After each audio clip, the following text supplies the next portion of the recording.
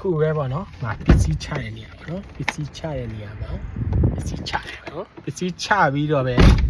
ဟာကုန်နေတက်လို့ကျွန်တော်ဘုတ်လိုက်တာပေါ့နော်ငါဘုတ်လိုက်တာဖြစ်တယ်ဘစ်လိုက်တာပေါ့နော်ခုကန်တိုကီမှာအင်ဒီယနာကို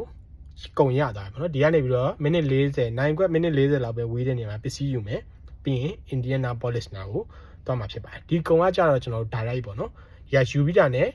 တိုက်ရိုက်တန်းပိုးရမှာဖြစ်ပါတယ်အခုစီတဲပြည့်ဖြစ်တယ်ဆိုတော့စီမီခဏနော်ကျွန်တော်ပစ္စည်းပို့มาလာမေးတာကိုကပို့ပြီးပါပြီဒါနောက်ထပ်သူတို့ဝန်ထမ်းတယောက်အတိတ်တောင်ဖြစ်တယ်အခုမှရောက်တာနေတွေ့ကျွန်တော်က8နာရီမနက်8နာရီပေါ့နော်ကုန်ပို့ရမှာ9နာရီခွဲလောက်ထက်ဒီရှိရောက်နေတော့ဒီနားရှိတဲ့လူကဒီထဲမှာရှိတဲ့လူက9နာရီ50 55လောက်မှာပစ္စည်းချလိုက်တယ်အခုနောက်ထပ်သူတို့ဝန်ထမ်းတယောက်အလုပ်ကိုရောက်တော့လာမေးတယ်ပစ္စည်းချမှလာတယ်မဟုတ်ငါချပြီးပါပြီလို့ကုမ္ပဏီက good to go စောင့်နေရဆိုပြီးတော့ပြောလိုက်တယ်အခုပစ္စည်းချပြီးတော့နောက်ထပ်ကုန်တစ်ခုထပ်ရပါ